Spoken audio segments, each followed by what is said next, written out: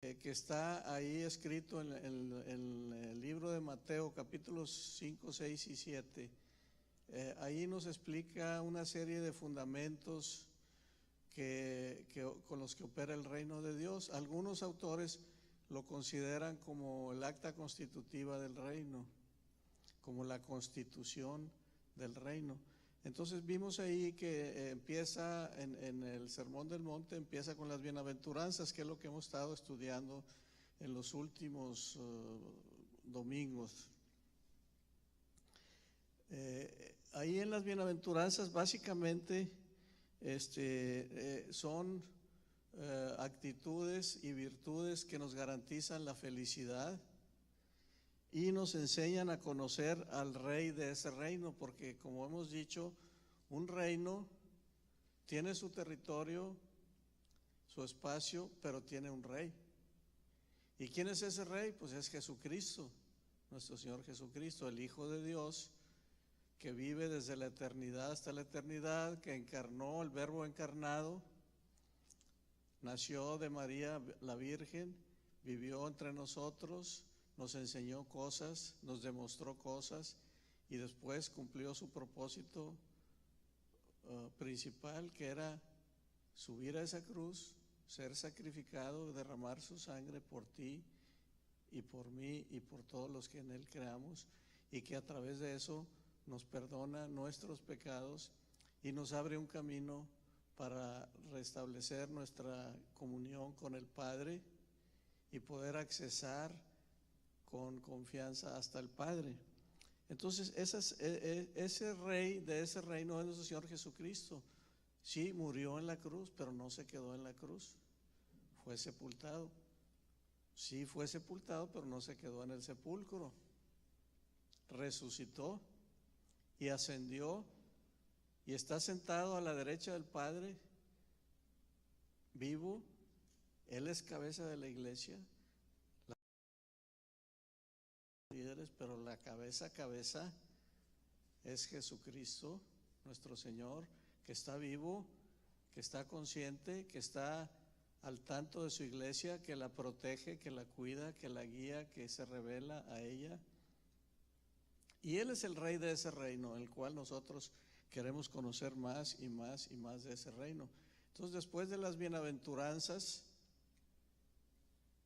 vienen una serie podríamos decir, de artículos del acta constitutiva del reino. Yo me puse a leer esos 3 capítulos de Mateo, capítulos 5, 6 y 7, y saqué una lista de los conceptos que expone ahí el Señor. Por ahí se los pasé, vamos a estarlas viendo. Yo saqué 23 artículos, entre los cuales el número 1 pues son las bienaventuranzas que ya vimos. El número 2, que está ahí en Mateo 5:13. Mateo 5:13 dice: vosotros sois la sal de la tierra, pero si la sal se desvaneciere, ¿con qué será salada? No sirve más para nada, sino para ser echada fuera y hollada por los hombres. Entonces, toda persona que es nacido de nuevo, el Señor Jesucristo dice: tú eres sal de la tierra. No vas a ser, eres sal de la tierra. Y aquí nosotros decimos: bueno, ¿cómo que yo soy sal? ¿Qué representa la sal? Esto lo estuvimos analizando. ¿Y la sal para qué se usa? ¿Para qué? Para dar sabor. Ahorita prácticamente se usa para eso, pero hay otro uso muy importante: para preservar, para que no haya corrupción. En aquellos tiempos que no había refrigeradores, congeladores, ¿cómo conservaban las comidas, la carne, por ejemplo, para que les durara días y semanas? sin que se corrompiera, sin que se echara a perder, era con sal. ¿Eh?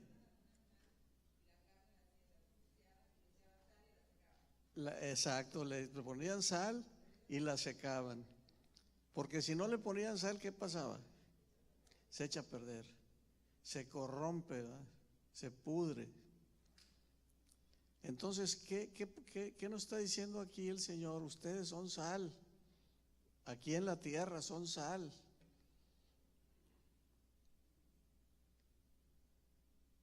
Nosotros somos usados por el Señor, somos sal, quiere decir que donde estás tú, la corrupción no puede llegar ahí. La corrupción no puede llegar. Ahorita estamos en una época en que se habla mucho de la corrupción. En nuestro país se dice, no, pues es que todo el mundo somos corruptos. Los gobernadores, los alcaldes, los diputados, los regidores, los jefes, los directores, los secretarios, bueno, hasta los policías, los agentes de tránsito y nosotros mismos. Y eso no es lo que dice que es el reino. Donde tú estás, donde yo estoy, la corrupción se tiene que ir. Porque dice, vosotros sois la sal de la tierra. Y luego dice, pero si la sal se desvaneciere, ¿con qué será salada? No sirve más para nada, sino para ser echada afuera y hollada por los hombres. Aquí nos está dando pues una llamada de atención también. ¿Qué quiere decir que si la sal se desvanece? Quiere decir que ya no tiene fuerza para evitar la corrupción. Se desvaneció. Dice, y si la sal tiene mucho valor, en aquella época la sal era tan valiosa que era un lujo. Ahora nosotros compramos y conseguimos la sal muy fácil, pero en aquella época no. Y entonces dice, pero esa sal tan valiosa, si se desvanece, si ya no tiene fuerza, si ya no tiene esa capacidad de preservar contra la corrupción, dice, será echada al suelo como tierra, será tirada. Ya no sirve, ¿sí? Ah, sí, exacto, como dice Imelda, la palabra salario viene desde la palabra sal, porque era tan preciosa que el sueldo de un trabajador se le pagaba con sal. De ahí viene la palabra salario. Ok, entonces no sirve más. Vamos a buscar en nuestras Biblias Colosenses 4:6.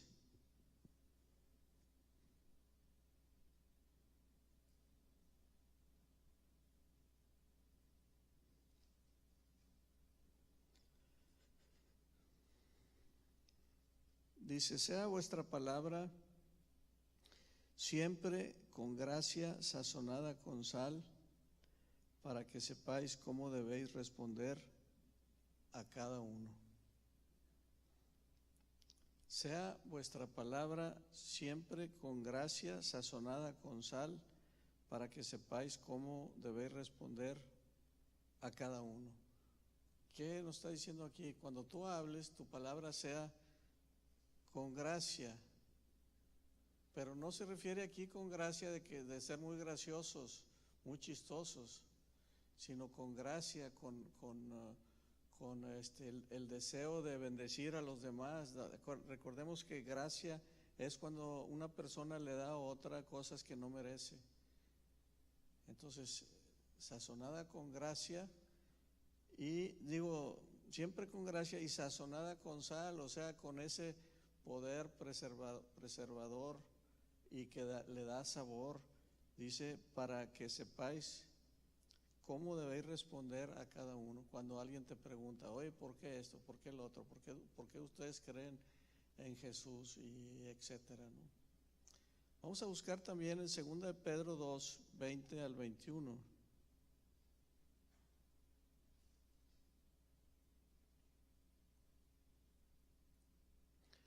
Esto con respecto a lo que dice que si la sal se desvaneciese, ya no sirve para nada. Entonces, dice, tú eres sal, pero si te desvaneces, o sea, si no tienes ya esa fuerza para evitar la corrupción, dice, ya no sirves para nada. ¿Cómo lo podemos esto traer a la vida cristiana?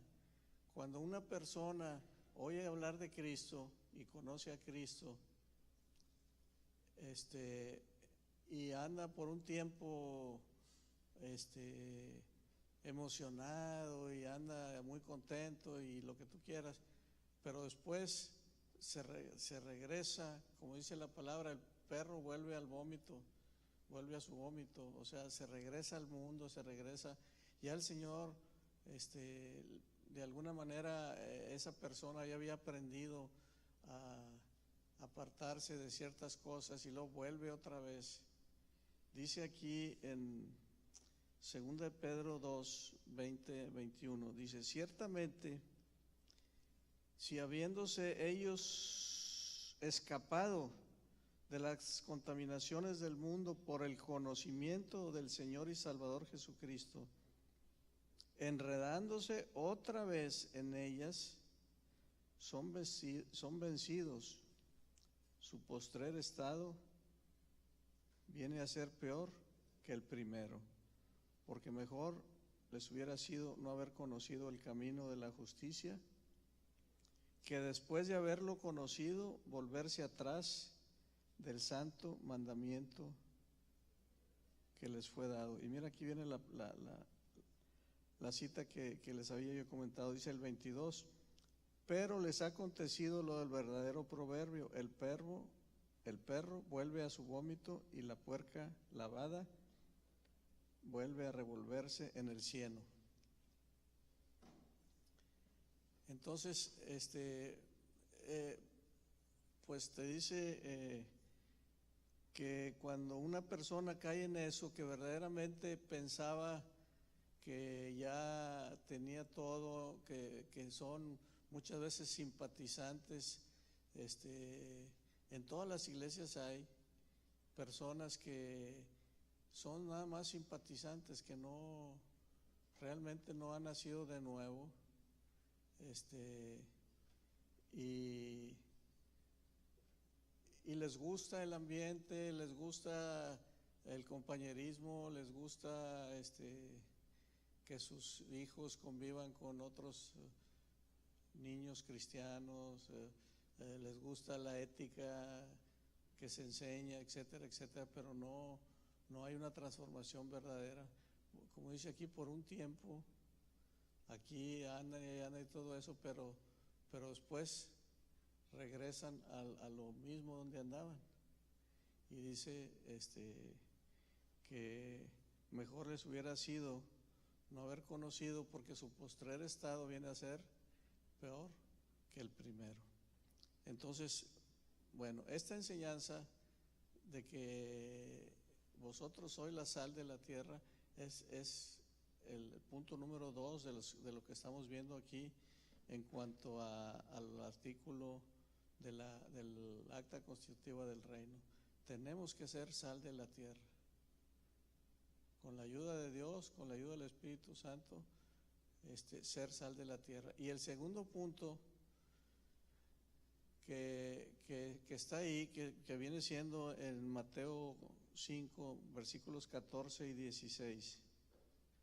14 al 16. Es muy similar porque dice, vosotros sois la luz del mundo. Una ciudad asentada sobre un monte no se puede esconder, ni se enciende una luz y se pone debajo de un almud, sino sobre el candelero, y alumbra a todos los que están en casa. Así alumbre vuestra luz delante de los hombres, para que vean vuestras buenas obras y glorifiquen a vuestro Padre. Entonces, sal de la tierra y ahora luz del mundo. Tú tienes a Cristo y lo sepas o no lo sepas, hay una luz en tu interior, porque no dice tú vas a ser luz del mundo, dice tú eres, vosotros sois, dice, luz del mundo. Y luego dice, y si eres luz, pues no te puedes esconder. Pues una luz no está diseñada para esconderse. Esos focos que vemos aquí no están diseñados para ponerlos abajo de las bancas, ¿verdad? Dice, una luz se pone arriba para que alumbre. Y tú eres luz, tú no puedes estar abajo de la banca. Dice, no se enciende una luz y se pone debajo de un almud, o sea, de una mesa, sino sobre el candelero y alumbra a todos.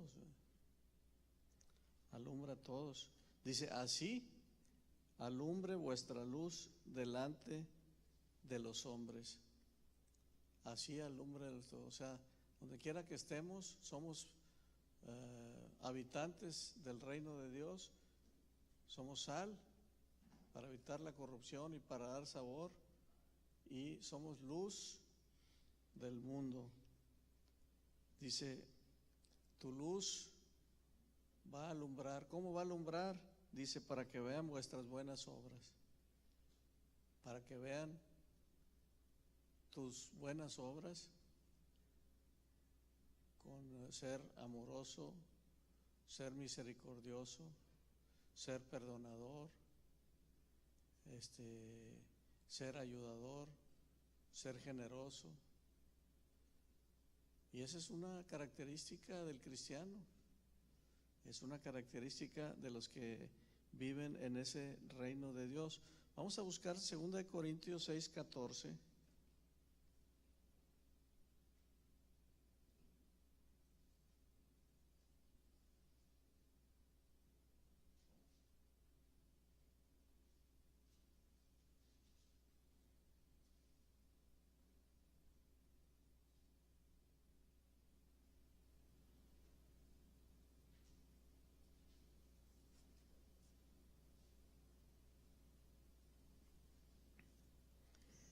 Dice, no os unáis en yugo desigual con los incrédulos, porque ¿qué compañerismo tiene la justicia con la injusticia? ¿Y qué comunión tiene la luz con las tinieblas? Qué terrible está aquí, ¿verdad? Aquí este versículo tiene una profundidad tremenda. Tú eres luz, pero hay tinieblas. Entonces, aquí te está diciendo, no te unas en yugo desigual con los incrédulos, porque tú eres luz y la luz no tiene comunión con las tinieblas. La luz no puede estar unida, estar en yugo, estar en sociedad con las tinieblas. Esto se ha aplicado y se ha mencionado mucho con respecto al matrimonio, porque el matrimonio es una unión, dice, serán una sola carne, serán una sola persona, y eso es algo que constantemente está pasando.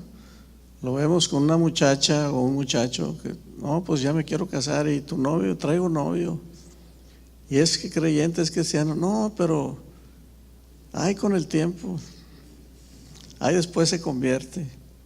Dice, no te unas en yugo desigual, porque no hay comunión. A fin de cuentas va a brotar un conflicto, una separación.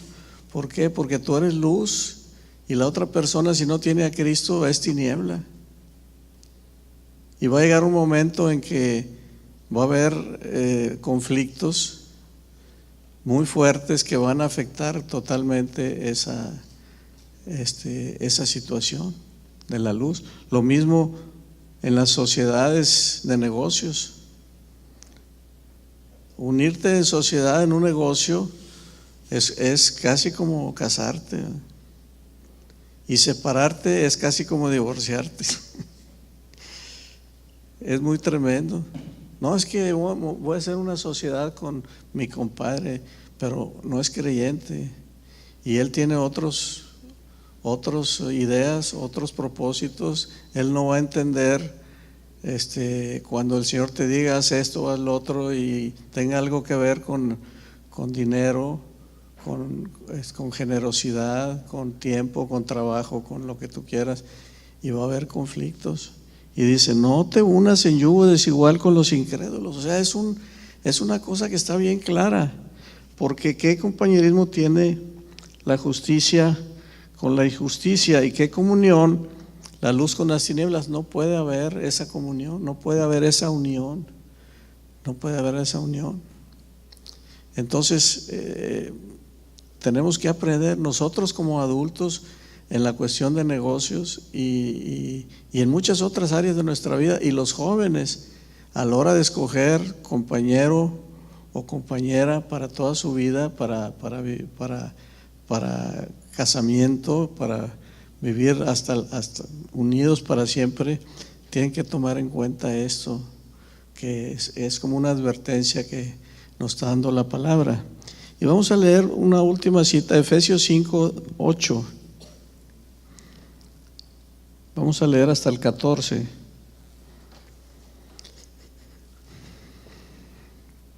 Dice, por lo cual dice, despiértate tú que duermes y levántate de los muertos y te alumbrará Cristo. Mirad pues con diligencia cómo andéis, no como necios, sino como sabios, aprovechando bien el tiempo, porque los días son malos. Por tanto, no seáis insensatos, sino entendidos de cuál sea la voluntad del Señor. No os embriaguéis con vino, en el cual hay disolución, antes bien, bueno, creo que me fui muy arriba, ¿verdad? Es el 8, ¿verdad? Perfecto, perdón. Es Efesios 5:8. Dice, porque en otro tiempo erais tinieblas. Vamos a leer hasta el 14.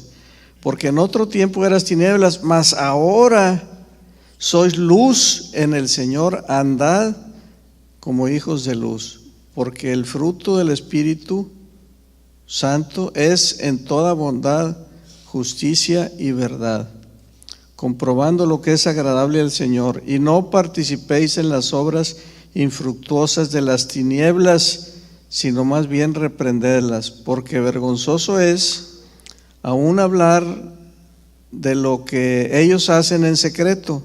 Mas todas las cosas, cuando son puestas en evidencia por la luz, son hechas manifiestas, porque la luz es lo que manifiesta todo. Por lo cual dice, despiértate tú que duermes y levántate de los muertos y te alumbrará Cristo.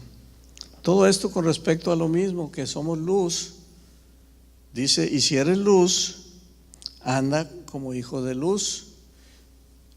Eres ciudadano del reino, eres luz, anda como hijo de luz. Dice, y comprueba lo que es agradable para el Señor. Comprueba que andar en luz es agradable al Señor. Dice, y no participes de las obras de las tinieblas. O sea, si eres luz, ¿cómo vas a participar en las obras de las tinieblas? ¿Cómo vas a participar en cosas, actividades, negocios y situaciones que sabes tú que son desagradables para Dios? Son obras de las tinieblas. Dice, no nomás no participes, sino repréndelas.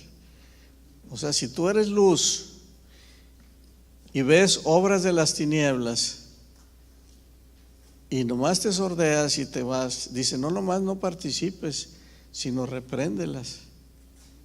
Ese es ser luz. Eso es poner la luz en alto y manifestar las tinieblas y reprender las tinieblas. ¿Por qué? Pues en la ley de la física dice muy claro, un cuarto oscuro hay tinieblas, pero entra una luz, y si las tinieblas no pueden permanecer porque entró la luz, dice, y tú eres luz, y tú no puedes, compórtate como hijo de luz, no participes de las obras de las tinieblas, y no nomás no participes, sino repréndelas, porque es vergonzoso aún hablar de lo que hacen esas personas que andan en tinieblas, en lo secreto. Dice, mas todas las cosas cuando son puestas en evidencia por la luz, que eres tú y yo y todo creyente, todas las cosas son puestas en evidencia por la luz, porque la luz es lo que manifiesta todo. Por lo cual dice, hey, wake up, como dice en inglés, wake up, despiértate y levántate de los muertos. Dice, y te alumbrará Cristo. Qué tremendo, ¿verdad? Bien, pues ya nos pasamos un poquito. Vamos a continuar con esto. Estamos viendo los diferentes aspectos de la Constitución y las reglas que hay dentro del reino de Dios. Antes de entrar de lleno a las leyes del reino, todo esto es la Constitución del reino. Pero vamos a analizar todo esto del Sermón del Monte y luego ya continuamos con las leyes que emanan de esta Constitución. Bien, Dios les bendiga, nos vemos el próximo domingo.